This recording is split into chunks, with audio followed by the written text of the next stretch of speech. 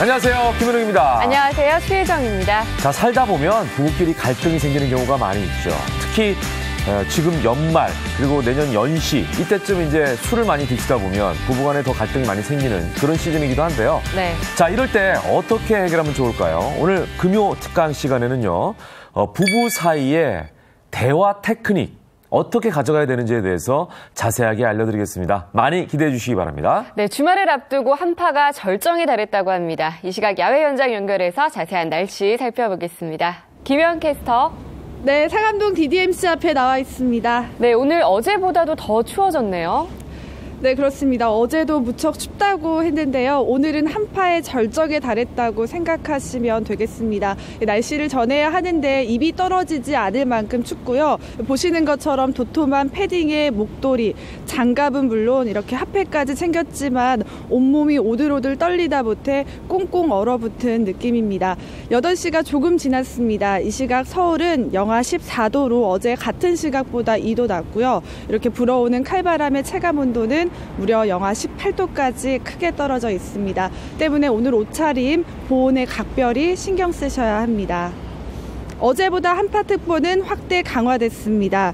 지도에서 확인할 수 있듯이 중부와 일부 전북, 경북에 한파주의보와 한파경보가 내려진 가운데 7시를 기준으로 강원도 철원 임남은 영하 23.4도로 가장 낮고요. 서울 영하 14.2도, 경북 봉화 12.9도 등 전국이 10도 아래로 떨어져 강력 한파가 절정에 달하고 있습니다. 이들 지역의 체감 온도는 영하 20도 안팎까지 낮아져 무척 춥습니다. 건강관리는 물론 수도관 동파 등 추위로 인한 피해 없도록 각별한 주의가 필요합니다. 매서운 추위와 함께 호남 서해안과 일부 전남 내륙, 제주 산지엔 대설특보도 내려졌습니다. 앞으로 제주 산지에 최고 20cm, 호남 서해안과 제주는 2에서 7cm, 충남 북부와 호남 내륙은 1에서 3cm가 내릴 텐데요.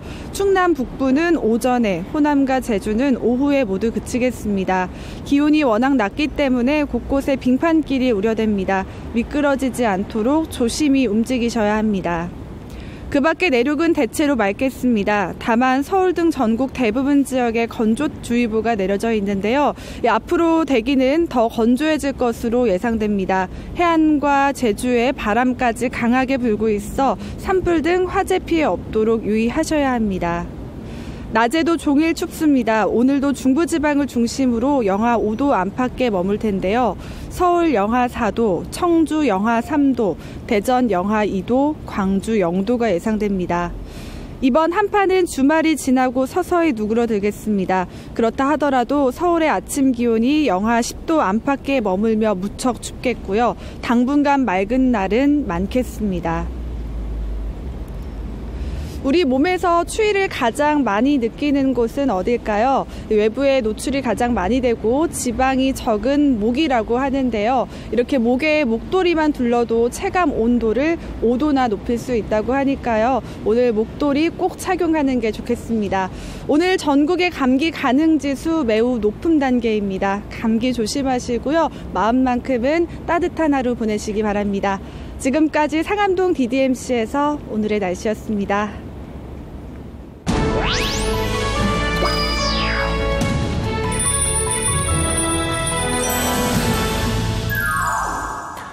매주 금요일 다양한 분야의 명사를 초대해서 진솔한 이야기를 들어보는 금요 특강으로 함께하고 있습니다. 네. 자, 이제 새해가 얼마 남지 않았습니다. 많은 분들 새해를 앞두고 내년에는 뭘 할까 계획들을 많이 세우시죠. 흔히 하는 새해 다짐으로 네. 금연, 절주, 운동 등이 있는데요. 뭐니 해도 아마 가정의 평화가 가장 중요한 목표 중에 하나가 되지 않을까 하는 생각도 들어요. 네, 그렇습니다. 그래서 오늘 금요 특강 시간에는요. 가정을 더욱 화목하게 해주는 부부 대화 테크닉에 대해서 준비했습니다. 오늘 모실 분 먼저 영상으로 만나보시죠. 아 진짜 진짜 안 고친다. 짜증 좀 내지 마. 짜증 좀 내지 마라. 알았어 알았다고. 하루하루가 감옥에 미친.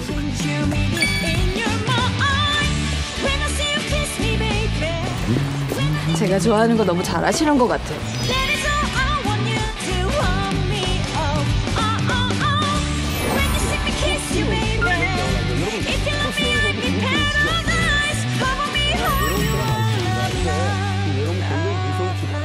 부부 소통법에 대해서 아주 좋은 말씀해 주실 공문선 소통 전문가 모셨습니다. 어서 오십시오.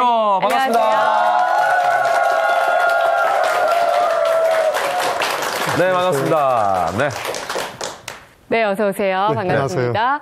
네, 근데 부부라고 하면 보통 같이 사니까 꼭 소통을 따로 해야 되나 싶거든요. 네. 부부 대화 테크닉 어떤 건가요? 아직 멀었죠, 일단. 그렇죠. 제가 결혼을 안 했다 보니까. 네, 아직 결혼 안 해가지고. 궁금하네요. 예. 그 얼마 전에 제가 길을 지나가는데요. 굉장히 젊고 우리 최혜정 아나운서처럼 젊고 이쁜 여자가 지나가니까 와이프가 갑자기 떠보는 거예요. 네. 여보 저 여자 어때? 그러더라고요. 제가 그럴 때 뭐라고 말해주면 부인이 좋아할까요? 아유. 당신이 더 예뻐? 절대 그런 말씀하시면 안 아니에요? 됩니다. 예, 이렇게 말씀하셔야 됩니다. 여보 저 여자 어때? 누가 지나갔어? 아예. 그런 방법이. 그래야지 살아남을 수가 있습니다. 예. 그래서 살다 보면은 우리가 제일 오랫동안 같이 시간을 보내는 사람이 부부죠. 보면 네네, 그렇죠. 근데 그렇죠. 부부간에 이렇게 대화 부족 때문에 서로 오해나 갈등이 생기고 상처가 생겨가지고 실제로 보면 굉장히 부부간에 어려움이 생기기도 하고 또 헤어지기까지 하는 극단적인 일도 생기기도 해서 네. 사실 부부 대화는 굉장히 중요한 우리 가정의 중요한 평화, 행복을 가져주는 중요한 요소인 것 같습니다. 예. 정말 저도 느낍니다. 예. 부부끼리 행복해야 사실 가정 전체가 예. 평화가 오고 또 화목하기도 하고 그래야 또 사는 것도 재미가 있고요. 예. 자, 오늘 그만큼 기대가 되는 강연일 텐데요. 네. 큰 박수로 강연을 시작해 보도록 하겠습니다.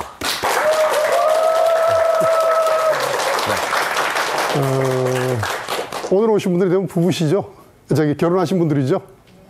예, 어떠세요? 부부간에 지금도 막 신랑만 보면 가슴이 떨리고 흥분돼 미치겠다 하시면 손 들어보시기 바랍니다. 아무도 없으세요?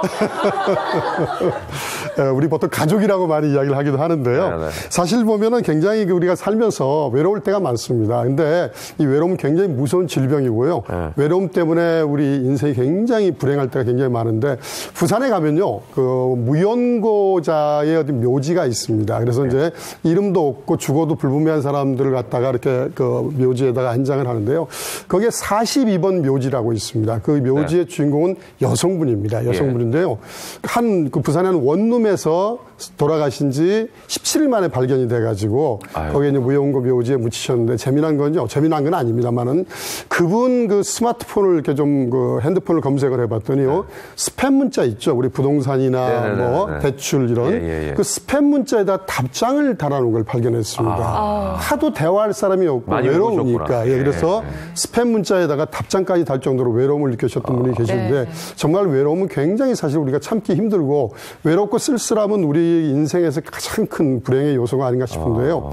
이런 부부간에 사실은 외로움을 느끼지 않을까 하시는 분이 계십니다. 부부가 있는데 뭔 외롭냐.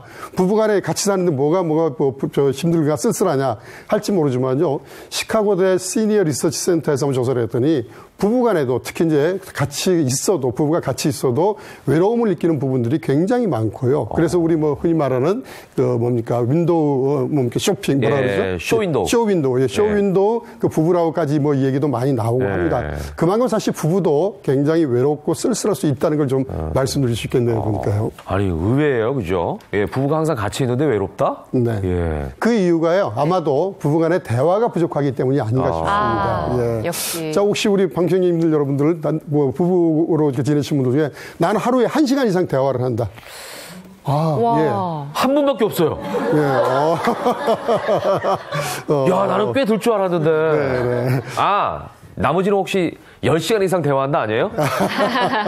실제 통계를 보시면요. 10분 이하 대화하는 분이 거의 23% 가까이 되고 또 30분 이하가 34%. 거의 보면은 30분 미만이 거의 50% 이상을 차지할 정도로 우리가 대화가 굉장히 부부간의 대화가 많이 부족한 게 사실입니다. 근데 이 대화 시간도 부족한데 사실은 이 대화가 잘못돼가지고 서로 상처 주고 서로 간에 오해나 갈등이 생겨가지고요. 나중에 어떻게 됩니까?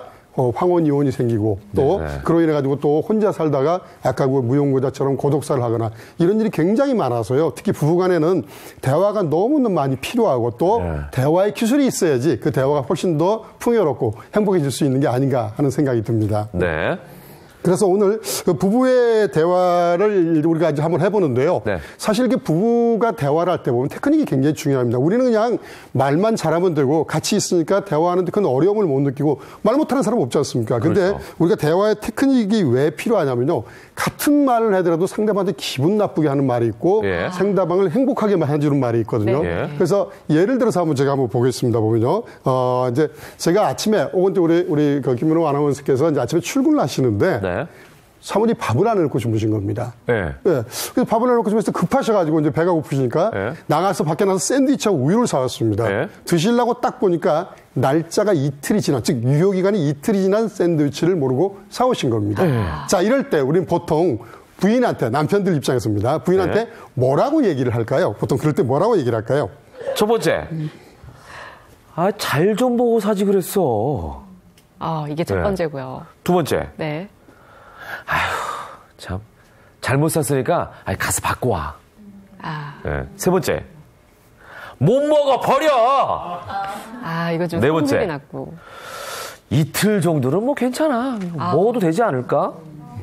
예, 역으로. 대부분 이 정도 얘기 다 네 가지 요 나오시겠죠. 정도가 나오죠, 보통. 거의 뭐 이 이상 네. 나올 얘기는 없습니다. 네, 보통 이 그랬을 정도. 때 네. 여러분들 입장에서는 우리 방청객 여러분들 입장에서는 어떤 대답을 해줬을 때 제일 남편들이 주로 어떤 대답을 주로 많이 하던가요? 만약 이런 경우에 주로 어떤 대답을 할 것 같습니까? 보통 평균적으로. 저 같은 경우는 이틀 정도는 괜찮아. 네, 그냥 먹어도 돼. 네, 저는 실제로 집에서 거의 유효기간이 지나가기 직전이거나 지나면 제 몫입니다. 확실히 역할이 버리는 게 있으시네요. 아까워서. 네. 내가 먹을 테니까 버리지 마. 괜찮아. 이런 경우 있거든요. 또 뭐 다른 여러분 생각에 어떤 의견이 좀 나올 것 같습니까? 몇 번 남편들 같으세요? 입장에서는. 4번이 4번? 많이 나옵니까? 와. 다들 굉장히 착한 남편분들도 있습니다. 화목하시네요, 다들. 그런데 우리가요, 이 말 네 가지의 대답들이 다 사실은 보면 전부 다 기분이 나쁜 그런 느낌이 듭니다. 왜냐하면 잘 좀 보고 살이 그러냐. 그 말 속엔 상대방이 먼저 문제점을 비난하고 있는 겁니다. 네 눈이 문제가 있다 그런 뜻이 됩니다. 가서 바꿔와라. 네가 잘못하니까 네가 책임을 지라는 뜻이고요. 갖다 버려라. 너 때문에 돈 벌어지겠다.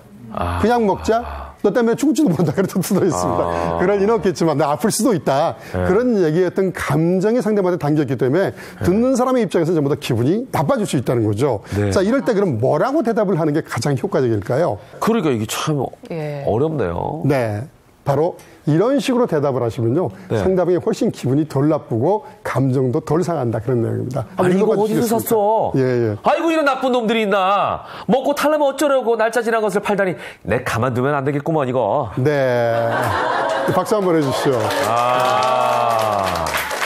자, 사실 빵을 잘못 사온, 샌드위치를 잘못 사온 우리 부인도 잘못이지만 사실은 1차 잘못은 누구죠? 판매한 사람이죠. 우린 그 사람에 대해서 판매한 사람에 대해서 얘기를 안 하고 무조건 상대방의 문제점, 상대방의 잘못을 분석하고 평가하는 데 굉장히 익숙해진다는 거죠. 우리가 말할 때는요. 내 입장이 아니라 상대방 입장에서 가능하면은 상대방이 고려해서 상대방의 감정이나 느낌을 고려해서 말하는 게 훨씬 더 우리가 대화를 하는데 수월해지고 기분 좋은 대화를 할 수도 있다 그런 내용입니다. 그래서 근데 요 정도만 해야지. 여기서 또 오바하면 안 되겠죠? 내가 당장 소송해버릴 거야! 이러면 이제 너무 오바죠. 그죠? 너무 가도 안 된다. 그렇습니다. 이제 이렇게 같이 욕을 해주는 이유가 있습니다. 우리는요, 여러분들 오해하고 있는 게 있습니다. 요즘 여자들이 제일 좋아하는 남자는 어떤 남자일 것 같습니까? 우리 최정 아나운서는. 돈 외모 빼고요. 또 자상하고. 예. 근데 대화가 잘 통하는 것도 대화가 잘 통하고. 혹은 또 재밌는 남자 이런 얘기 많이 하죠. 근데 모 그룹에서요. 여직원들 대해서 조사를 했습니다. 요즘 여자들이 가장 좋아하는 남자의 1위가요. 같이 욕을 잘해주는 남자라고 합니다. 진짜요? 같이 욕을 잘해주는 남자. 맞아요. 네, 그래서 이제 뭐 화가 났을 때 진짜 우리 잘못한 사람은 판매한 가게 주인이잖아요. 그 샌드위치 가게 주인에 대해서 같이 욕을 해줌으로써 서로 공감을 얻고 공동의 적이 생김으로써 서로 같은 편이라는 입장이 되고 그러면 어떻습니까? 당장 밥상이 달라질 수 있다 그런 내용이죠. 그래서 같은 말을 하더라도 상대방 입장에서 한다는 거 굉장히 중요하죠. 예컨대 우리 아나운서 김 아나운서님께서 딱 보고 있는데 사모님이 계란을 들고 오다가 깨뜨렸습니다. 그럼 보통 우리는 그럴 때 뭐라고 해야 되죠? 조심하지 그랬어. 보통 그렇게 말을 하지만 맞아요. 실제 듣고 싶은 말은 뭡니까? 아니 바닥이 왜 이렇게 잘못한 거야 이거? 바닥이 미끄러가지고 우리 아내가 미끄러졌잖아. 굉장히 인정받고 애처가 되실 것 같습니다. 보면 우리가 보통 그릇을 깰 때 보면 보통 남자들이 아주 조심하지 그렇게 얘기하지만 실제 듣고 싶은 말은 뭐죠? 당신 어디 다친 데 없어? 그렇죠. 이런 말을 듣고 싶은 거죠. 그러니까 우리는 부부간에도 대화를 할 때 서로 간의 입장에서 서로에게 좋은 그런 감정을 줄 수 있는 공감할 수 있는 대화를 좀 많이 해야겠다는 말씀을 드립니다. 하나 더 말씀드려볼까요? 네. 우리 이제 테크닉이 많이 필요하다고 했지 않습니까? 네. 예, 예를 들어서 우리 추하나 선생님한테 제가 좋은 테크닉 하나 알려드리겠습니다. 네. 결혼하고 이제 신랑이 늦게 들어올 때 있죠. 네. 예, 보통 가끔 늦게 들어올 때 있죠. 예, 그렇죠. 그럼 이제 일찍 들어오라고 하면 말 듣습니까? 안 듣습니까? 잘 안 듣죠? 그럼 어떻게 하면 될까요? 당신 일찍 들어와야 돼. 오늘 늦게 들어오면 알지? 절대 안 들어옵니다. 그래요? 하나 배워보시죠. 나중에 꼭 써먹어보시기 바랍니다. 되게 궁금하다. 네. 예. 선택권을 주십시오. 당신 오늘 저녁에 일찍 들어올래? 아니면 주말에 처갓집 갈래? 무조건 일찍 들어오게 되어 있습니다. 꼭 한번 써먹으시기 바랍니다. 예, 이런 것들이 우리가 일종의 테크닉이라고 보면 되는 거죠. 그런데 만약에 여러분들 이제 한번 사례를 들어보죠. 네. 우리 이제 김하나 선생님께 한번 질문을 드리겠습니다. 갑자기 사모님이 이제 심부름을 요청합니다. 여보, 가서 두부 안모 사다 주고 가는 길에 재활용 쓰레기 버려주고 갔다 와서 음식물 쓰레기 치워줘. 네. 자, 이럴 때 뭐라고 대답하시겠습니까? 복잡해. 하나씩 시켜. 이러죠. 예. 왜냐면은 지금 다 기억하기도 못하겠어. 기억하지도. 예, 한꺼번에 너무 많이 시키니까 상대방 입장에서는 기분이 좀 뭔가 그렇죠. 좀 부담스러울 수 있죠. 예. 만약 그럴 때 이걸 상대방이 내가 원하는 대로 좀 이렇게 두부를 사주고 재활용 쓰레기 버려주고 음식물 쓰레기 버려줄 수 있는 그런 어떤 테크닉이 있다면 어떤 식으로 말하면 돼요? 이번에 이제 거꾸로 하나하나씩 시켜보시죠. 하나하나씩. 예를 들어서 한번 말씀 보실까요? 여보, 두부 한 번만 사다 줘. 예. 그래. 뭐 두부 한 번에 사다 줄게. 가는 길에 재활용 쓰레기랑 음식물 쓰레기도 같이 부탁해. 이러면 좀 얘기가 좀 달라지겠죠. 그러니까 대답을 했는데. 약간 두부 한 번 생각을. 사다 줘. 대답을 했어. 그래. 그런데 두 가지를 더 시켰어. 이거 내가 화를 내야 되나? 순간 약간 고민이 되네요. 예, 우리가 이제 그 심리학에서 보면요. 상대방한테 부탁을 하거나 상대방한테 뭔가 요청을 할 때는요. 기술이 좀 필요합니다. 예를 들어 보시죠. 바지를 사러 가셨습니다. 바지. 청바지를 사러 갔는데 옷값을 깎고 싶습니다. 보통 우리는 언제 옷값을 깎아요? 입어보기 전에 입어보는 중에 입어보고 나서 언제 옷값을 깎습니까? 계산하기 전에. 계산할 때 하죠. 계산할 때 가장 불리합니다. 이미 마음에 드는 걸 골랐기 때문에 이건 안 깎아줘도 이 사람이 살 거라는 걸 주인이 알기 때문에 굉장히 그때는 불리해집니다. 제일 좋은 방법은 바로 입어보는 중에 깎으셔야 됩니다. 어떻게 하냐? 바지를 들고 가서 한쪽 다리만 끼우고 멈춥니다. 주인이 미치기 시작합니다. 이때부터 이제. 왜 안 입지? 당신이 깎아주면 이쪽 다리 끼우고 안 깎아주면 벗어버린다는 뜻이 되는 거거든요. 그때 마찬가지입니다. 가는 길에 중간에 조건을 바꾸는 겁니다. 여보, 두부 한 모 사다 줘. 금방 받아들여 버리죠. 오케이. 오케이. 그 정도는 할 수 있잖아요. 근데 갑자기 가는 길에 조건을 바꿉니다. 어떻게 해요? 가는 길에 재활용과 음식물 쓰레기도 같이 버려줘. 그러면 마치 나는 이 일이 굉장히 메인인 두부를 사러 가야 되는데 그냥 이 정도는 내가 그냥 같이 덧붙여서 해줄 수도 있구나. 라는 부담감이 줄어들기 때문에요. 그러니까 예를 들어서 여보, 오늘 일찍 들어와. 알았어. 그래놓고 어떻습니까? 중간에, 퇴근 무렵에 전화를 합니다. 내가 시간 얘기하는데 오늘 당신은 꼭 할 얘기가 있으니까, 이따 꼭 6시까지 들어와. 저녁 6시까지. 그러면은 조건이 바뀌어버렸습니다. 일찍 들어오란 말은 10시에 들어올 수도 있는 거고, 9시에 들어올 수 있는 거지만, 갑자기 조건을 바꿔서 6시라고 하면요. 내가 이미 결정을 해보고 받아들였기 때문에, 거절을 못하고, 취소를 못하는. 저도 아까 순간 이렇게 얘기하니까, 이거 내가 화를 내야 되나 말아야 되나. 고민이 되더라고요. 그런 특징이 좀 생깁니다. 이렇게 우리는요, 대화의 기술을 배우면 부부간에도 서로 갈등을 줄일 수가 있고, 오해나 상처를 줄일 수도 있기 때문에, 우리가 대화의 어떤 기술이 절대적으로 필요한 것 같습니다. 그래서 이제 우리가 첫 번째가 대화의 기술 중에 대화의 방법 중에 하나가요. 말하지 않으면 모른다는 얘기가 있습니다. 무슨 뜻이냐면 우리는요, 하루의 대부분을 감추고 숨기고 돌려서 말합니다. 예를 들어서 우리 수 아나운서님께서 소개팅을 나갔습니다. 굉장히 미인이신데 더 멋진 남자가 나왔습니다. 박보검 같은 사람이 나왔습니다. 자, 우리 소개팅 할 때 우리 박보검 씨 앞에서 밥 먹을 때 어떻게 먹을까요? 아무래도 좀 쑥스러우니까 조심하게. 평소 먹던 거에 한 반도 못 먹을 것 같은데. 자, 그냥 묻습니다. 박보검 씨가 묻습니다. 다 드시지 그러세요? 보통 뭐라 그럴까요? 제가 원래 이 정도면 충분했어요. 그리고 또 배불러요, 여러분. 실제로 조사해보면 여자 거짓말 1위는 배부르다는 거짓말이에요. 집에 가서 양푼에 2공기 더 드실 수 있습니다. 이 거짓말하는 겁니다. 거짓말은. 그러니까 우리는 말을 감추고 숨기고 하기 때문에요. 그 사람의 말을 액면 그대로 믿어서는 안 됩니다. 그러니까 말을 우리가 보통 보면은 감추고 숨기는데 이거를 서로가 오해를 할 수 있는 상황이 많이 생겨요. 그러니까 말을 분명히 표현을 하지 않으면 오해가 생긴다는 겁니다. 예를 들어 보겠습니다. 지난번에 제가 이렇게 TV 드라마를 보는데 갑자기 드라마 보다 말고 와이프가 물어보는 겁니다. 여보, 나 사랑해? 묻는 겁니다. 갑자기. 갑자기. 제가 그래서 뭐라 그러겠습니까? 가족끼리 그런 거 아니야? 그랬습니다. 그렇죠. 근데 그게 아니고 보니까 여자들이 보통 보면요. 자신의 감정을 감추고 숨기고 얘기를 합니다. 남자도 마찬가지고. 뭐 길을 지나는데 이쁜 옷이 있습니다. 여러분 보통 신랑한테 뭐라 그래요? 여보, 저거 당장 사줘. 입고 싶어. 빨리 사왔으면 좋겠어. 안 그러죠? 뭐라 그래요? 어머, 이쁘다. 그럼 남자들이 뭐라 그래요? 이리 와, 사줄게. 여보, 입고 싶어? 사줄게. 그럼 여러분 뒤에서 뭐라 그래요? 당신 미쳤어? 미쳤냐고. 꼭 미친 척 해야 된다는 겁니다. 결과적으로 말을 하고 표현을 해야지 우리는 서로 간에 오해를 줄 수 있기 때문에요. 항상 이 얘기를 하셔야 됩니다. 한번 질문 드립니다. 최근에 누군가한테 사랑한다고 말한 적 있는 사람 손 들어보시기 바랍니다. 저희는 뭐 잘못한 거 있었습니까? 우리가 서로 얘기한 건 아닙니다. 뭐 그렇게. 지금 이분이랑 저랑 둘이 들었는데. 단 두 분만 손을 드신 거예요. 아내 얘기. 깜짝 놀랐습니다. 나 손 들었는데 이분도 드시길래 제가 약간 주춤했어요. 우리 보통 사랑한다는 말이 굉장히 좋은 말이죠. 듣고 싶은 말 아니시겠습니까? 그럼요. 그렇죠. 근데 우리는 잘 말 안 합니다. 그래서 사랑한다는 말을 불편하게 하고 어색하고 쑥스러워 하는데요. 제가 모 그룹의 임원들 대상으로 강의를 했습니다. 신임 임원들. 그러니까 임원 되는 거 쉽지 않지 않습니까? 그래서 그렇죠. 임원 되는 데까지 도와준 당신의 고마우신 분한테 사랑한다고 전화를 한번 해보십시오라고 했습니다. 그 두 분 부인들입니다. 그렇죠. 그래서 처음에 못 하겠대요. 그래서 내가 안 하면 강의를 안 하겠습니다 했더니 핸드폰을 꺼내서 조용히 말해요. 여보, 강사가 사랑한다 그러래. 그 말을 못 하는 겁니다. 근데 문제는 더 큰 문제가 생겼습니다. 전부 다 와이프들이요. 나도 사랑해라고 얘기했을 것 같죠? 전부 다? 당신 뭐 죄진 거 있지? 당신 오늘 이상한데? 카드 썼지. 왜 그래?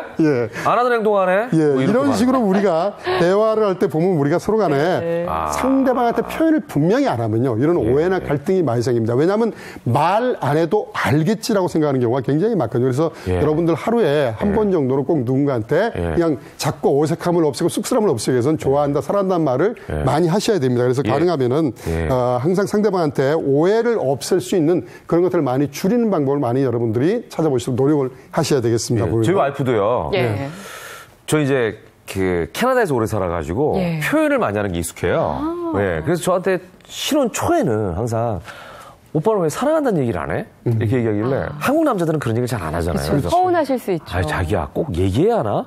이심전심이지. 제가 그랬어요. 근데 아내가 그러더라고. 나 이심전심 싫어! 얘기를 해줘!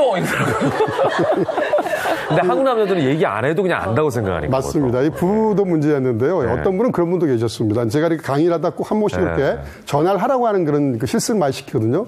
어떤 분이 한 분이 이제 아버님한테 전화를 했습니다. 아버님 접니다. 아버님 사랑합니다 했더니 뭐라 그러는지 아십니까? 너 혹시 잘렸냐? 그러니까 이게 어색한 거예요. 안 하니까. 또 어떤 분은 뭐라는지 아십니까? 아버님이 너 혹시 암 걸렸냐? 이런 말 할 놈이 아닌데 갑자기 이런 말 왜 하냐? 그런 식으로 우리가 말을 안 하면 서로 오해가 생기기 때문에요. 그렇죠. 이런 대화의 기술이 필요하고 본격적으로 그럼 우리가 효과적인 대화의 기술을 한번 살펴보도록 하겠습니다. 자, 먼저 여러분 대화는 부부간의 대화는 특히요. 코스 요리처럼 좀 대화를 하죠. 여러분 코스 요리 보면 기분 좋으시죠?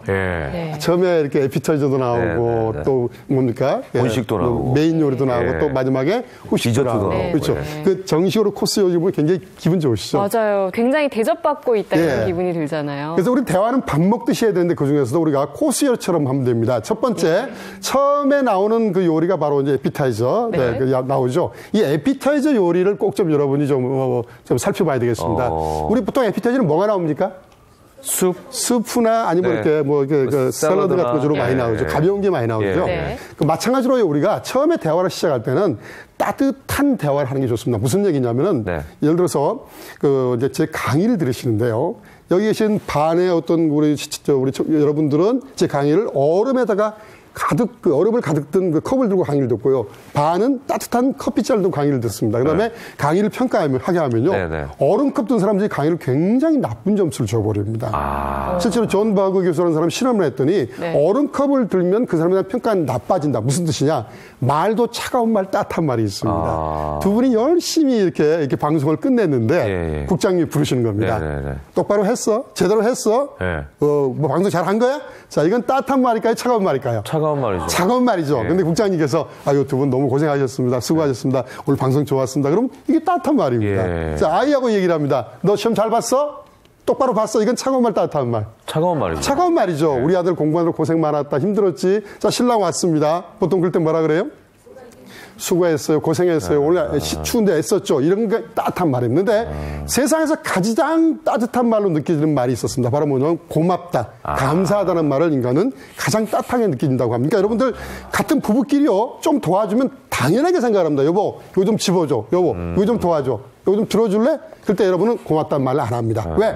부부고 당연하게 가족이니까. 근데 실제 그럴 때일수록 고맙다, 감사하다는 말을 할수록 상대방이 훨씬 더 따뜻함을 느낄 수 있다고 합니다. 그래서 첫 번째 요리 바로 에피타이저, 따뜻한 말, 고맙다, 감사하다는 말을 많이 좀 해주셔야 된다. 그런 생각이 좀 듭니다. 두 번째는 뭘까요? 바로 메인 요리. 이제 메인이 나오네요. 메인이죠. 이거 누구나 좋아하는 거죠. 그럼요. 자, 여러분 혹시 집에 애완견 기르시는 분이 계신지 모르겠습니다. 미국의 한 개밥 사료회사에서 실제 있던 얘기입니다. 기가 막힌 개밥을 만들어 파는데 안 팔리는 겁니다. 재고가 산더미처럼 쌓였어요. 사장이 걱정이 됐습니다. 야, 모여봐. 이 좋은 상품이 왜 안 팔려? 뭐 때문에 안 팔려? 누가 대답 좀 해봐. 아무도 대답 못해요. 저기 있던 말단 직원이 조용히 손을 들었습니다. 사장님, 제가 알 것 같습니다. 그래, 자네, 우리 상품이 왜 안 팔리는데? 개가 싫어합니다. 개가. 맞아요, 틀려요? 맞는 말이죠. 말도요, 내가 좋아하는 말보다 상대방이 듣고 싶은 말, 상대방이 좋아하는 말이 바로 메인 메뉴입니다. 무슨 뜻이냐면요. 혹시 우리 선생님은 어떤 취미가 좀 있으십니까? 저는 필라테스, 운동을 좋아해요. 그래서 그렇게 좋은 그런 건강 몸을 갖고 계시는 것 같고. 우리 김 선생님은 어떤 취미 있으십니까? 저요? 예. 취미이자 특기이지. 자, 상대방이 좋아하는 말이란 뭐냐면요. 상대방하고 나눴을 때 즐거워지는 말입니다. 결국은 뭐냐면은 필라테스는 전 필라테스는 못합니다. 그리고 모르고요. 근데 저도 이제 언뜻 들으니까 남자들한테 헬스나 이런 거보다는 필라테스라든지 요가 같은 게 오히려 좋은 그런 그 몸에 건강에 도움이 된다는 그런 정보를 들은 적이 있습니다. 그래서 제가 기회가 돼서 우리 추 아나운서님하고 대화를 한다면 좀 물어보고 싶어요. 필라테스가 남자가 해도 되는지, 힘든 건 아닌지, 어려운 건 아닌지. 그러면 저한테 이제 뭔가 필라테스 좋은 점에 대해 얘기해 주시겠죠? 그렇죠. 제가 또 신나서 평소에 이제 봤던 남성분의 모습을 막 말씀을 드릴 것 같아요. 그것도 오랫동안 또 많이 받아주셨으니까 요령도 아실 거고요. 방법도 아시고. 그러면 제가 그걸 물어보기만 해도 저하고는 대화가 굉장히 수월해지고 재밌어지고 즐거워진다는 겁니다. 그래서 우리가 보통 이제 유사성의 법칙이라고 하는데요. 상대방과 대화가 즐거워지는 방법. 예를 들어서 제가 소개팅을 했을 때 여쭤봅니다. 무슨 음식 좋아하십니까, 혹시? 전 피자나 햄버거. 피자요. 고르곤졸라 피자. 그거 맛있죠? 어떻게 하셨어요? 바로 이런 대화를 나누면 우리 대화가 수월해지고 즐거워지는 것처럼요. 상대방과 메인 그런 그 요리를 먹는다는 건 뭐냐면 상대방이 좋아하고 듣고 싶어하고 재밌어하는 내용에 대해서 끊임없이 관심을 가지고 호기심을 가지고 물어보고 거기에 대해서 자꾸 피드백해주고 이런 대화를 우리가 많이 나눌수록 상대방이 굉장히 즐거운 대화를 나눌 수 있다. 그런 얘기를 좀 말씀드리고 싶습니다. 굽기는 어떻게 해야 될까요? 굽기요? 네, 고기 굽기. 고기 굽기. 그냥 미디엄으로 할까요? 웰던으로 할까요? 뭐 이런 식으로. 우리가 관심 있는 분야는 누구나 그렇습니다. 아이들도요, 자기가 잘하는 걸 물어보면은 굉장히 즐겁게 이야기를 나눌 수 있습니다. 그러니까 제일 좋은 말 중에 하나가 상대방에게 관심 있는 주제나 관심 있는 어떤 요즘 최근에 관심 있어 하는 그런 내용들을 자꾸 같이 물어보고 또 가르쳐 달라고 그러고 이런 말들 하는 게 훨씬 좋은 그런 메인 요리가 되는데 문제는요, 우리가 아무리 요리를 잘 먹어도 마지막에 뭡니까? 디저트에서 요리가 좀 꽝이면은 별로 이제 전체 못 먹었다. 이런 얘기를 많이 듣게 되죠. 그래서 요즘 뭐 디저트 카페도 있습니다만 이 디저트는 굉장히 좋은, 후식은 굉장히 중요한 요리의 마무리인데요. 우리 보통 디저트는 주로 뭐가 나옵니까? 달콤한 게 나오죠. 그렇죠. 달달한 케이크나 아이스크림 이거 많이 나오죠. 이게 우리가 대화에 따지자면 바로 칭찬이나 인정받는 거라고 합니다. 우리 사람들은 칭찬이나 인정을 받았을 때요, 뭐 특징이 하나 있습니다. 우리 사람들은 받았을 때 그만큼 돌려주려고 합니다. 죄송하지만 우리 가끔 어르신들 중에 사기당하시는 분들이 계십니다. 뭐냐면요. 가끔 이렇게 뭔가 쓸데없는 건강식품을 사서 이게 돈을 버리신 분들이 있는데 올 때마다 선물 줍니다. 두루마기 유지 많이 주죠. 자, 선물 받았습니다. 미안해요, 안 미안해요? 미안해요. 고마워요, 안 고마워요? 고마워요. 나도 그만큼을 주려고 하는 겁니다. 그래서 결국은 우리 사람들은 칭찬을 들을 때는요, 나도 그 사람한테 뭔가를 좀 잘해줘야겠다 하는 생각이 든다고 합니다. 그래서 가능하면 칭찬을 좀 많이 해주는 게 어떤 후식의 어떤 그런 기술인데요. 상대방한테 예를 들어서 밥을 한번 먹었을 때도 오늘 김치찌개 정말 맛있었다. 최고다. 좋아할까, 싫어할까요? 좋아요. 부인들이 좋아하겠죠? 물론 부작용, 일주일 내내 김치찌개만 끓이기 시작합니다. 근데 하셔야 한다는 겁니다. 남자들이 우리 김아나운서 골프 치십니까? 예. 가끔 치시죠? 네네. 자, 남자들이 골프를 하면 굉장히 좋아합니다. 근데 골프를 좋아하는 이유가요. 재미도 있지만 칠 때마다 옆에서 어떻게 해줘요? 굿샷! 굿샷! 무려 18번을 소리를 들을 수 있습니다. 그 맛에 간다고 합니다. 그러니까 가능하면은 수시로 기회 될 때마다 마치 달콤한 그런 그 칭찬해주는 여러분, 근데 칭찬하는 것과 아부하는 걸 사람들은 알까요? 모를까요? 자, 구분할까요? 모를까요? 알죠. 압니다. 네. 우리 추아나운서님 나이가 지금 23살이시죠? 보는 눈이 정확하시네요. 비슷하시죠, 저랑? 사실 저도 이런 말 하기 힘들었습니다. 결국은 우리는 칭찬이나 그게 아부라 할지라도 칭찬만큼은 기분이 좋다고 하거든요. 그래서 가능하면 칭찬을 좀 많이 해주시는 게 좋은데 내가 실수를 하거나 틀렸을 때도 칭찬을 하면요 훨씬 더 상대방이 기뻐합니다. 예컨대 우리 김아나운서님께서 이제 국장님한테 지적을 받았습니다. 이거 이번에 방송할 때 이런 건 좀 이런 표현은 좀 안 좋은 거 아니야? 앞으로 좀 조심해야 되는 거 아니야? 보통 뭐라 그럴까요? 그럴 때 보통요. 죄송합니다. 고치겠습니다. 주의하십니다. 그렇죠. 그러시면 안 된다는 겁니다. 그때도 칭찬. 국장님 날카로우십니다. 얼마나 좋아하는지 모릅니다. 왜? 지적을 했지만 그 지적질이 나한테 고맙다는 뜻을 받아들이기 때문에요. 그러니까 여러분들 신랑들이 아우 이 요리가 이게 뭐야? 맛없지 않은 건 뭐라고요?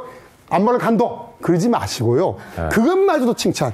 당신 진짜 요리 제대로 먹을 줄 안다. 내가 잘못한 거 어떻게 알아냈지? 여기다 소금을 좀 더 넣은 걸 당신 어떻게 기가 막히게 알아냈어? 자기 장금이네, 장금이. 근데 이제 칭찬할 때 주의할 점이 하나가 있습니다. 상대방한테 칭찬할 때 꼭 조심해야 되는 건 뒤에다 토를 달면 안 됩니다. 토를 달면 안 되는 게 예를 들어서 신랑한테 당신은 착하고 성실한데 왜 이렇게 술을 많이 먹어? 안 된다는 겁니다. 가능하면은 칭찬은 칭찬으로 끝내야 되고요. 더 중요한 거 하나 있습니다. 칭찬하고 나서 절대 부탁하면 안 됩니다. 아이한테 뭐라고요? 아유, 우리 아들 잘생겼어. 엄마 신부름 좀 갔다 올래? 이러시면 절대 안 된다는 겁니다. 항상 칭찬은 칭찬으로 끝내는 게 중요하다. 그런 말씀을 좀 드립니다. 근데 보통 이렇게 대화를 하려면은 아무래도 이 상대방이 집에 들어와야지 뭘 대화를 하잖아요. 근데 여기 계신 많은 분들께서 고민을 하실 게 어떻게 하면 남편분이 조금 더 집에 빨리 들어올 수 있을까? 이 부분일 것 같거든요. 자, 우리가 여러분들 혹시 사랑에 대해서 어떻게 생각하십니까? 사랑은 굉장히 미혼이신 우리 추아나 선생님, 사랑은 운명이다 아니다. 아직까지 운명이라고 생각하고 있어요. 절대 운명이 아닙니다, 여러분. 그렇게 사랑은 조작이 가능합니다. 그러니까 신랑이 기분 좋게 나를 좋아할 수 있게 만들 수 있는 기술, 테크닉이 있다는 겁니다. 우리는 보통 오해라고 해서 사랑은 운명이고 그 사람을 내가 만날 수밖에 없다. 그렇지 않습니다. 우리는 우연한 기회에 사랑에 빠지게 되고 그 우연한 기회는 뭐냐? 바로 조건입니다. 어떤 조건에 노출되면 누구나 쉽게 사랑에 빠지는데 그 조건이 뭐냐면 심장입니다. 심장, 여러분. 보십시오. 자, 박보검이 옵니다. 우리 어머님 박보검이 옵니다. 어머님 안녕하세요. 심장이 어때요? 두근거리죠. 두근거리죠? 신랑이 나타납니다. 심장이 멈춰버립니다. 근데 신랑의 심장을 뛰게 하면은 우리 어머님이 갑자기 김태희 씨처럼 된다는 겁니다. 우리 뇌는 굉장히 예쁜 여자라면 심장이 뛰지만 심장이 뛸 때 누가 앞에 있잖아요. 그 여자한테 쉽게 빠지는 그런 특징이 좀 있습니다. 거꾸로. 그러니까 상대방의 심장을 뛰게 하면 내가 굉장히 이뻐 보이고 좋은 겁니다. 그러니까 제일 좋은 방법이 술입니다. 그렇습니다. 자, 술 먹으면 심장이 빨라진다, 느려진다? 빨라지죠. 그래서 비여고글 현상으로 심리현상입니다. 술 먹으면 심장이 빨라져서 앞에 있는 여성이 이뻐 보이는 겁니다. 남자들이 술 먹으면 앞에 있는 여자들이 다 이뻐 보이니까 신랑 들어오면 일단 술부터 퍼먹기 시작. 그러면 안 됩니다. 그러면 안 되고요. 그건 안 됩니다. 근데 또 하나 심장이 뛰게 하는 방법이 있습니다. 여러분들, 예를 들어 점수를 매깁니다. 우리 추아나운서 점수를 매기는데요. 희한하게도요. 이 자리에서 제가 20을 띱니다. 벌쩍벌쩍 20을 떼요. 그럼 막 심장이 빨라지겠죠. 그 다음에 평가를 하게 되면 훨씬 더 이뻐지게 됩니다. 왜냐? 운동을 하면 심장이 빨라지기 때문에 그렇죠. 빨라질 때 앞에 있는 여성이 더 훨씬 아름다워지는 겁니다. 그러니까 같이 운동을 하는 것도 굉장히 효과적인 사랑을 만드는 방법 중에 하나고 또 하나가요. 무서울 때도 심장이 뜁니다. 무서울 때. 그래서 그렇죠. 대둔산의 출렁다리 있죠. 예. 거기서 데이트할 때 땅에 데이트할 때 4배 차이까지 4배까지. 사람들은 무서울 때 심장이 뛰기 때문에 공포를 느껴도 심장이 뛰어서 스톡홀름 신드롬, 비행기 납치범하고 인질하고 사랑에 빠지는 일이 벌어지는 겁니다. 그래서 공포 영화 보러 가가지고 많이 친해지잖아요. 그렇죠. 그래서 그렇죠. 그리고 스킨십이 자연스럽게 높은데 우리 저기 놀이기구 있죠, 놀이기구. 놀이기구를 탈 때도 굉장히 쉽게 사랑을 느끼기도 합니다. 그리고 불을 보면 심장이 뜁니다. 축제할 때마다 불꽃놀이 하는 겁니다. 근데 이걸 다 종합적으로 모아놓은 데가 나이트클럽입니다. 그래서 부킹이 되는 겁니다. 조명은 불꽃놀이 하고 술도 하고 춤추죠. 근데 결과적으로 뭐냐, 상대방의 심장을 뛰게 하면요, 상대방이 나한테 훨씬 사랑을 느끼고 행복을 느끼기 때문에 남편의 심장을 뛰게 하면 일찍 들어올 수 있다는 겁니다. 그럼 심장을 뛰게 하려면 어떤가 한번 보겠습니다. 보시죠. 네. 자, 여러분, 남녀가 처음으로 데이트할 때 어떤 대화의 주제를 얘기를 하면 서로에게 빠질 수 있을까요? 책, 영화, 음악, 여행, 일상얘기. 자, 여러분이라면 어느 쪽? 일상얘기. 여행. 네, 맞추셨습니다. 여행이겠죠, 그렇죠. 여행 얘기라면 기본적으로 상대방 이성에 대해서 호감이나 직접 뭡니까, 저 매력이 35% 증가해버립니다. 왜냐? 오늘 두 분 너무나 오래 방송 너무 잘하셨다고 우리 저기 본부에서 두 분 해외여행 휴가를 보내주십니다. 이 방송 끝나고 바로 가십니다. 기분이 어떠세요? 이야, 오늘 방송 빨리 끝내야겠는데? 막 이런 생각 들면서. 들뜨시겠죠? 들뜨죠. 들뜹니다. 들뜰 때 우리는 보통 쉽게 사랑에 빠져버립니다. 결과적으로 뭐냐? 상대방 가슴을 들뜨게 하는 말을 많이 하셔야 됩니다. 들뜨게 하는 말이 뭘까요? 예를 들어서 여행 계획을 짠다니. 가지는 않습니다. 보십시오. 여행 계획 짭니다. 보십시오. 여행 계획 짜는데, 예를 들어서 제가 여기 이제 우리 앞에 있는 어머님한테 한번 질문을 드립니다. 우리 실제 가지는 않습니다. 자기야, 이번에 몰디브 여행 가면 어떨까? 파란 바다에 그냥 모래가 하얗게 깔려있고, 푸른 야자수 그늘에다가 물살을 가리면서 스킨스쿠버를 하고, 밤이면 쏟아질 별빛 밑에서 와인을 마시면서 뜨거운 밤을 보낼 수 있는 그런 곳이야. 어떠세요? 여보. 뜨거운 밤 가고 싶지 않습니까? 일단? 이미 갔다 온 것 같아요. 돈은 있어? 이러면 딱 깨지는 거 아닙니까? 여보, 돈은 있어? 자, 여러분들 지금 살고 있는 집이 마음에 안 들어요. 나중에 이제 은퇴하면 우리 전원주택 가고 싶죠, 전원주택. 그런 데 같은 데도 가지 못하지만요. 전원주택을 갖고, 예를 들어서 갖고 있다는 상상하에 어떻게 그 집을 꾸밀지를 서로 한번 의논을 해보고 서로 계획을 세우면 가슴이 들뛰고 흥분돼서 상대방 이성에 대한 굉장히 기쁨이 느껴집니다. 실제로 저는 그렇게 해서 대접받는 선배님을 한번 본 적이 있습니다. 그래요? 상대방 누구요? 며느리 가슴을 뛰게 해가지고요. 저희 선배님 한 분이 은퇴를 하셨는데요. 은퇴를 하셔가지고 집에 계시는데 누가 싫어하냐? 며느리가 삼시세끼를 하려니까 얼마나 힘들어요. 그렇죠. 기분 나쁘고. 근데 지금은요, 시아버지한테는 충성을 다합니다. 왜냐? 가슴을 뛰게 했습니다. 누구? 며느리 가슴을. 언제? 토요일, 일요일 날 며느리하고 아들을 데리고요. 서울 근교 양수리로 갑니다. 한강이 쫙 내려다보는 기가 막힌 땅으로 데리고 갑니다. 아무 말도 안 하고 앉아가지고 계속 땅을 만집니다. 흙을 만져요. 그 다음에 흙을 들어가지고 바람에 쫙 뿌리면서 한마디 했습니다. 야, 이 땅 어때? 그 뒤로 그렇게 잘해줍니다. 이건 사기 아버지 땅이잖아요. 아버지 땅이잖아요. 그래서 며느리의 가슴을 선얘기한 겁니다, 보면요. 결과적으로 뭐냐면요. 부부간에도 대화를 할 때 뭐 이렇게 짜증나는 얘기, 옛날 얘기 그런 것보다는 신랑이 왔을 때마다 어떻습니까? 좀 설레는 얘기, 우리 여행 가서 뭐하고, 가지 못하지만 뭐하고 놀까? 우리 멋진 집을 어떻게 만들어 볼까? 이런 계획을 짜는 것만도 충분히 즐거운 그런 대화를 할 수 있고 부부간에 행복을 찾을 수 있다고 생각을 합니다. 뭐 돈도 안 드는 거니까요. 그렇습니다. 그 남편을 집에 일찍 들어오게 하는 것도 사실은 가능한가요? 실제로? 그럼요. 일찍 들어오게 할 수 있습니다. 그러니까 우리 보통 우리 여러분들이 오해하고 있는 것 중에 하나가 있습니다. 우리 대화를 할 때 말만 잘하면 되는 줄 알고 있는데요.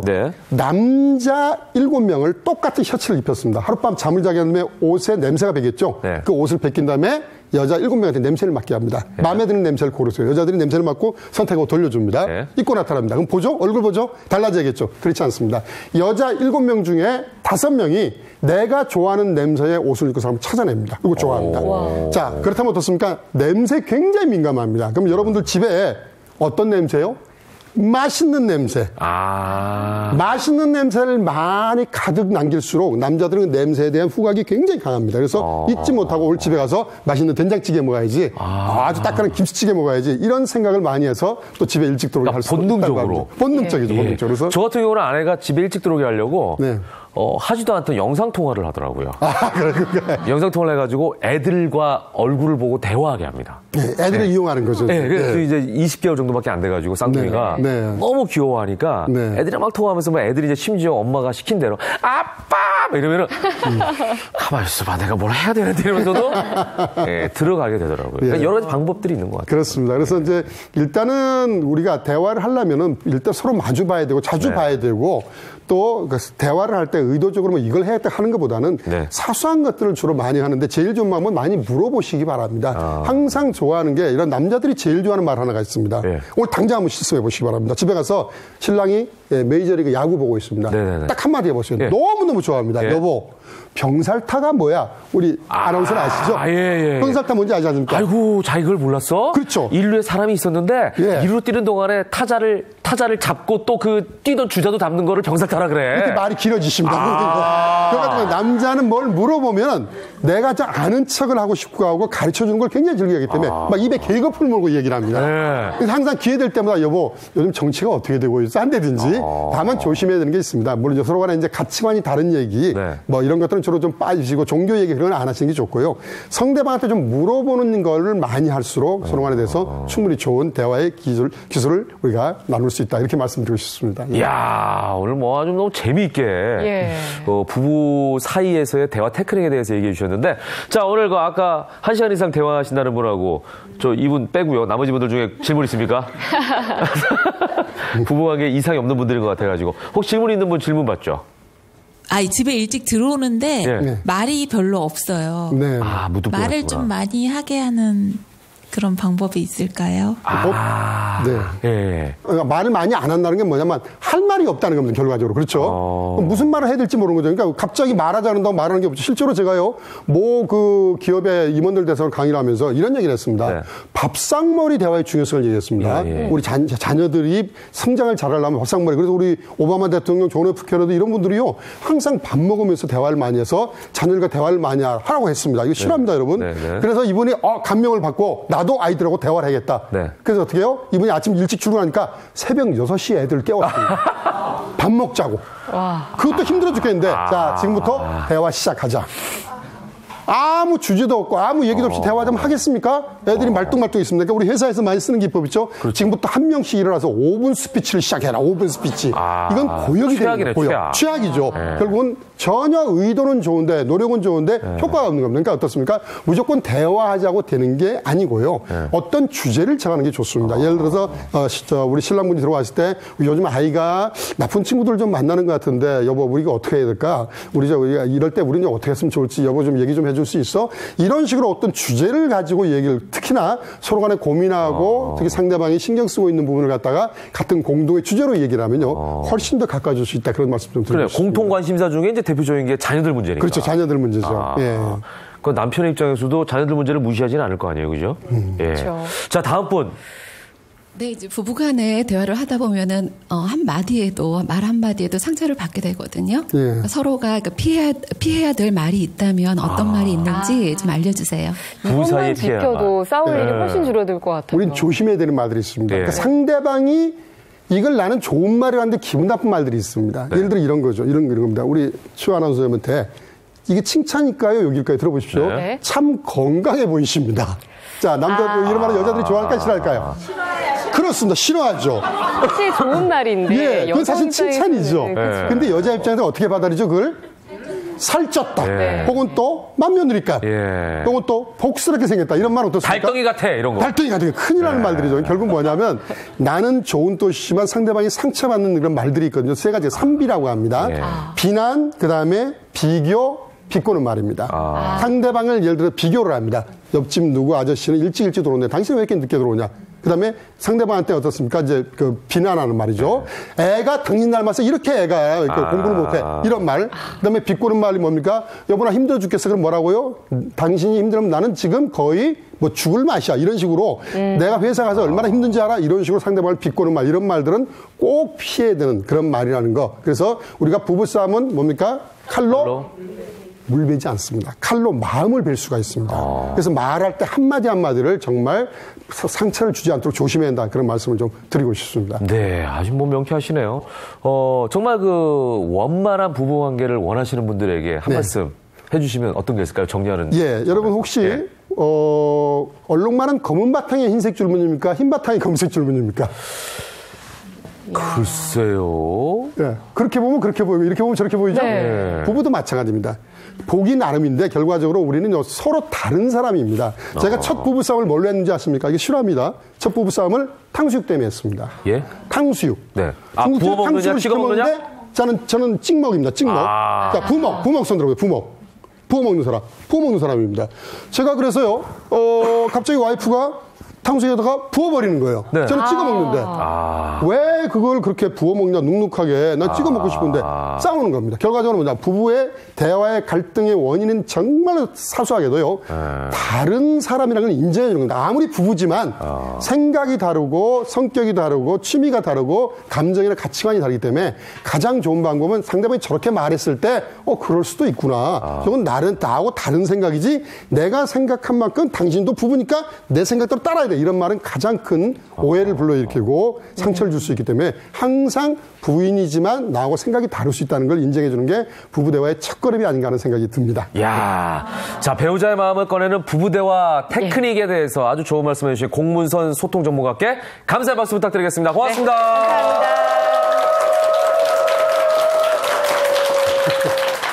자, 무엇이든 Q&A 시간입니다. 네. 정철진 칼럼니스트 나오셨습니다. 어서 오십시오. 네, 안녕하십니까. 네, 반갑습니다. 오늘 첫 번째 소식부터 살펴보겠습니다. 네. 이제 며칠 뒤면 새해가 시작되는데요. 내년부터는요, 경기도와 서울 간의 이동 거리가 더 짧아진다는 소식이 있네요. 네, 그렇습니다. 지난 19일 3기 신도시를 발표하지 않았습니까? 근데 신도시를 발표할 때 어느 지역이다라는 것뿐만이 아니라 2기 신도시 관련한 전체적인 서울과 수도권의 교통망에 대한 개선 방안들이 함께 나왔거든요. 네. 그래서 오늘은 이게 어떤 식으로 개선이 되는가에 초점을 맞춰서 하나씩 설명해 드리도록 하겠습니다. 네. 네. 그러니까 얼마나 어떻게 확충되는지가 굉장히 중요하지 않겠어요? 그렇습니다. 네. 먼저 서울 지하철의 연장부터, 이 지하철에 대한 이야기부터 해야 될 것 같은데요.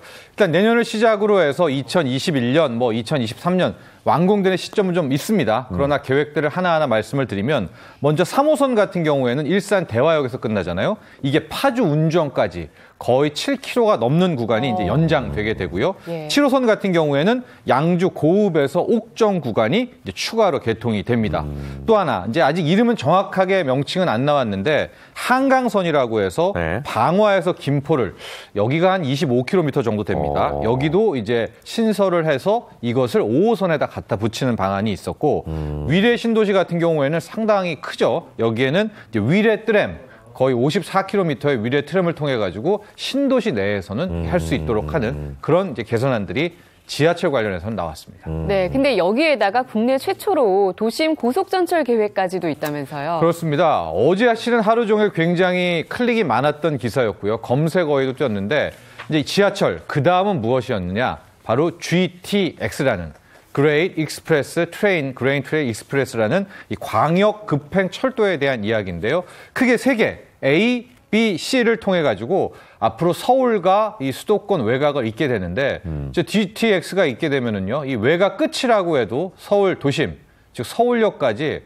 거의 30분 내로 이제 끊을 수 있게 되는 세상이어서 실은 교통 개선안 중에 가장 관심을 모았던 게 바로 저 GTX였습니다. 그러네요. 자, 노선이 어떻게 되는지 한번 살펴보죠. 먼저 GTX-A 노선 보겠습니다. GTX-A는 이제 수직으로 떨어지는 건데요. 가장 위가 이제 파주에서부터 남쪽에 있는 동탄인데 그 사이에는 일산도 찍고요, 삼성도 찍고 판교, 성남, 용인까지 이렇게 쭉 지어지는데 10개 정거장이고 파주 운정에서부터 서울역이 20분, 동탄에서 강남 삼성역이 20분, 다 거의 20분대입니다. 그러네요. GTX-B는 이제 가로지르는 게 되는데 인천 송도에서 남양주 마석, 중간에 여의도를 거치게 되는 노선이고요. GTX-C는 양주 덕정에서부터 오른쪽 위죠, 경기 수원까지인데 이 중에서 GTX-C는 얼마 전에 예비 타당성 조사가 마쳤다라고 해가지고 그때도 굉장히 좀 관심이 높았던 노선 아닙니까? 네. GTX-C로 따지면은 의정부에서 삼성역까지가 한 16분. 아유. 앞서 말한 이 GTX-B 같은 경우에는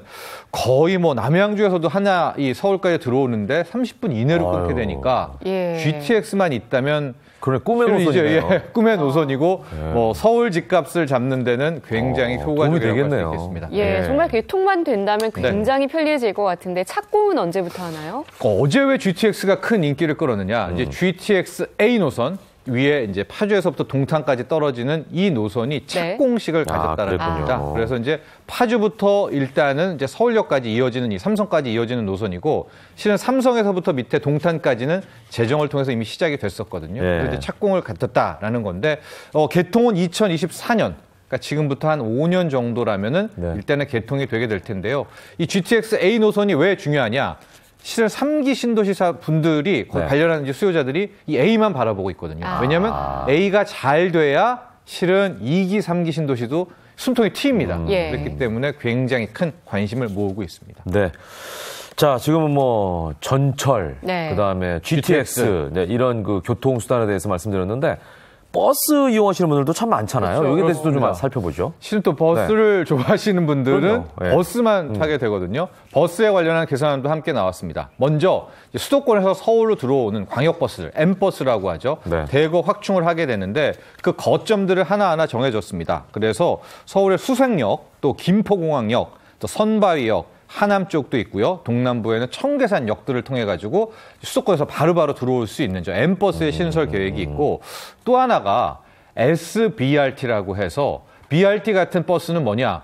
마치 이게 지하철처럼 중간에 쓰는 거 없이 이제 쏜살같이 급행으로 가는 버스입니다. 그래서 마치 버스지만 지하철처럼 이제 시간을 맞출 수 있는 거거든요. 근데 이것을 가능할까요? 스테이션, 역까지 연계를 시킨다는 거예요. 그래서 SBRT라고 하면 내가 몇 분부터 몇 분까지 지하철을 타고 내리면 바로 버스를 탈 수가 있게 하는 거니까. 왜냐하면 계산이 가능하겠네요. 계산이 가능합니다.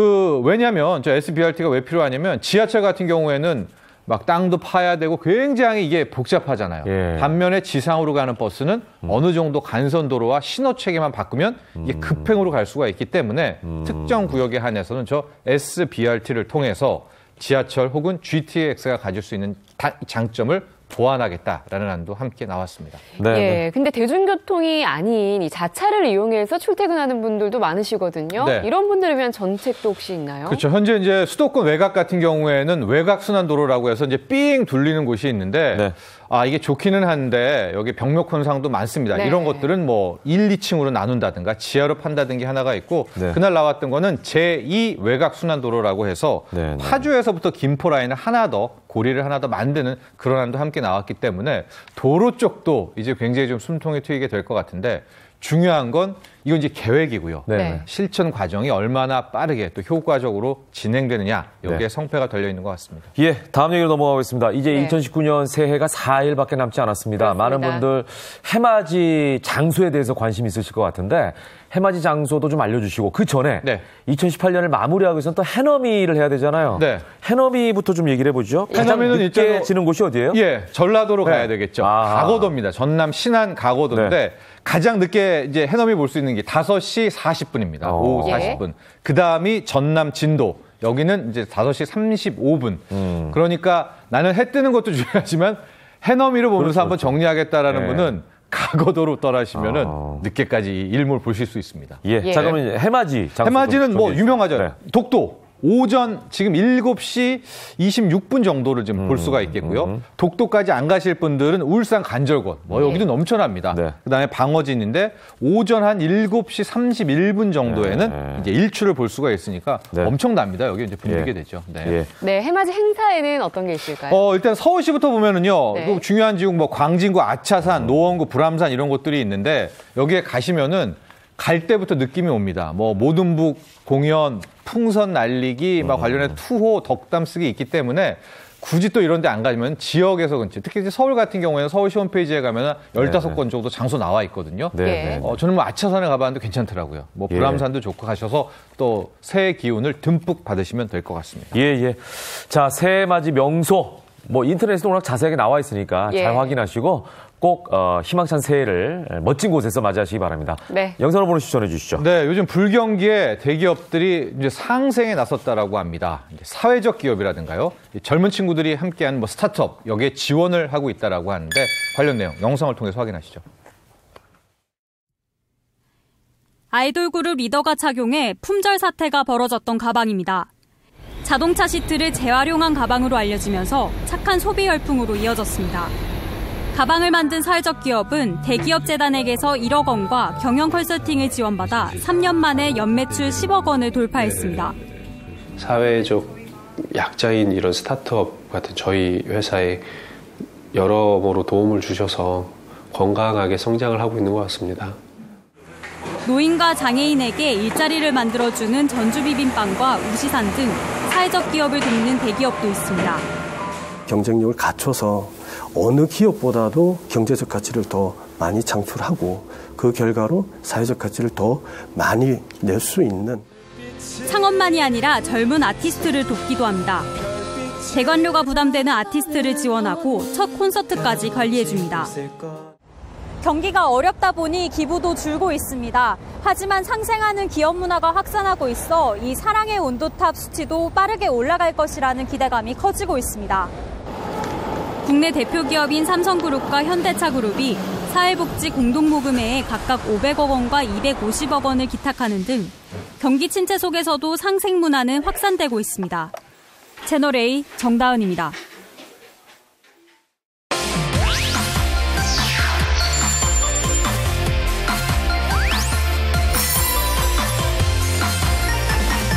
자, 요즘에 SNS, 소셜 네트워크 서비스라고 하죠. 이 SNS 온라인을 통해서 많은 분들이 소통하고 하는데 이거 안 하는 분들은 요즘에 없잖아요. 맞아요. 저 같은 경우도 맛집이나 요즘 최신 유행하는 음식점 많이 공유하거든요. 그렇죠. 예. 저도 뭐 여기다가 제가 뭘 했는지 사진을 찍어서 올리기도 하고 또 다른 사람들이 뭘 하는지 온라인상에서 SNS를 통해서 들여다보기도 하고 이제 이런 활동들을 많이 하는데요. SNS를 통해 콘텐츠를 개발하고 배급까지 하는 서비스가 생겼다고 하는군요. 아, 네. 궁금해지네요. 과연 어떤 서비스일까요? 자, 그래서 설명을 자세히 해주실 두 분을 저희가 모셨습니다. 박기엽 숨 파운데이션 대표님 그리고 김희철 영화 감독님께서 나오셨습니다. 어서 오십시오. 반갑습니다. 안녕하세요. 네. 안녕하세요. 자, 이분은요, 영화 은행나무 침대를 기획하셨고 또 이병헌 주연의 지상망가라는 영화는 직접 연출하셨고요. 영화 연출은 물론 시와 소설 등 장르를 넘나들면서 다양한 창작 활동을 펼치신 데다가 황금 촬영상, 현대시문학 희곡 부문 신인상 등을 수상하신 뭐 아주 관록 있는 그런 감독님이십니다. 예, 오늘 나오셔서 너무 반갑고요. 제가 소개한 게 부족하진 않죠, 감독님? 네, 맞습니다. 예. 오늘 소개해 주실 서비스 구체적으로 어떤 내용인가요? CRP라고 부르는 서비스인데요. SNS에 기반한 커뮤니티 플랫폼입니다. CRP는 블록체인 기술을 기반으로 아마추어 및 전문 크리에이터들과 전 세계 제작자, 투자자, 소비자와 함께 컨텐츠를 개발하고 배급하고 소비하는 소셜 네트워킹 서비스입니다. 컨텐츠를 만들고 싶어하는 창작자들에게 필요한 다양한 인재들의 재정적 서포트를 만날 수 있고 제작진 영상을 선보일 수 있게 하는 장이라고 볼 수 있죠. 네. 자, 쉽게 설명하면은 카풀이나 숙박처럼 내가 가진 것을 다른 사람들과 공유한다. 이런 개념인 것 같아요. CRP에서는 아이디어를 공유해서 필요한 사람들과 모여 창작물을 같이 만들어낸다. 그러니까 비슷한 개념인 거죠. 그렇죠. 그렇죠. 제가 말씀드리면 지금은 이제 인기 있고 인지도 있는 사람들이 주로 콘텐츠를 만들고 있지 않습니까? 네, 그렇죠. 그런데 재능이 있어도 환경적인 제약 때문에 꿈을 펼치지 못하고 사장되는 경우가 굉장히 많이 있습니다. 그런데 이런 현실을 타개하기 위해서 만들어진 게 CRP, 크리에이티브 로켓 플랫폼인 거죠. 그렇군요. CRP.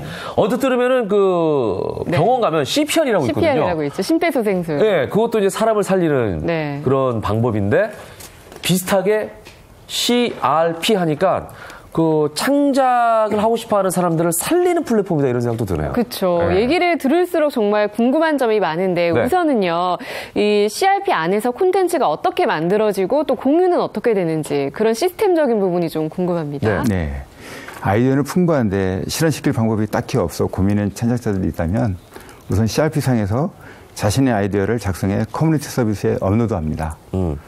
그리고 그 서비스에서 자신의 아이디어를 현실을 시킬 수 있는 소스를 찾아 자신의 프로젝트를 초대하거나 혹은 다른 유저들이 프로젝트에 흥미를 느끼고 참여하기 위해 연락이 먼저 올 수도 있는 것이죠. 네. 자, 그렇게 해서 이제 아이디어가 있는 분들이 모였어요. 그렇게 한 이후에 어떻게 현실화가 되죠? 모든 필요한 소스들이 모이면 아이디어를 현실시켜주기 위해서 자금 모금 서비스 올립니다. 네. 그 후엔 이 프로젝트를 서포트해주는 사람들의 도움을 받으며 컨텐츠를 제작하는 것이죠.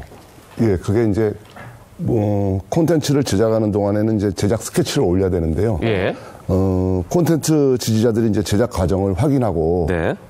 투표를 통해 가지고 제작팀의 결정에도 함께 참여할 수 있는 거죠. 그러니까 아이디어가 모이고 그거를 이제 서로가 예를 들면 필요한 자금을 모으고 해가지고 이게 이제 만들어졌어요. 예. 자, 그러면 완성된 작품은 어떻게 볼 수가 있죠? 제작된 후에는 CRP에서 제공하는 스트리밍 서비스가 있습니다.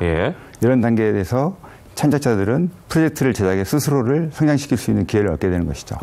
예, 이렇게 해서 대략적인 시스템에 대해서 말씀을 해주셨는데 그 다음에 궁금한 건 이제 일반인, 저 같은 일반인도 이 CRP를 이용해서 콘텐츠를 만들 수 있을까요? 물론입니다. 그 CRP는 오픈 플랫폼으로 누구나가 참여할 수 있는 오픈 소스 공간이거든요. 그래서 이제 CRP 플랫폼 안에서는 1인 창작자뿐만이 아니라 중소형 제작자 그리고 일반인들 혹시 그리고 미디어 종사자들에게 서포트도 받을 수가 있는 거죠. 야, 그렇다면 이제 그 안에서 협업은 또 어떻게 구체적으로 진행이 되나요? 플랫폼에서 창작자들은 서칭 서비스를 통해 필요한 인력을 검색하고 플랫폼에 올라온 프로젝트를 검색해 자신이 할 수 있는 일을 찾아낼 수 있습니다. 프로젝트를 참여하게 된 인원들은 웹페이지와 어플리케이션을 통해 소통하고 파일도 공유할 수 있습니다. 좀 예를 들어서 설명해 주신다면요?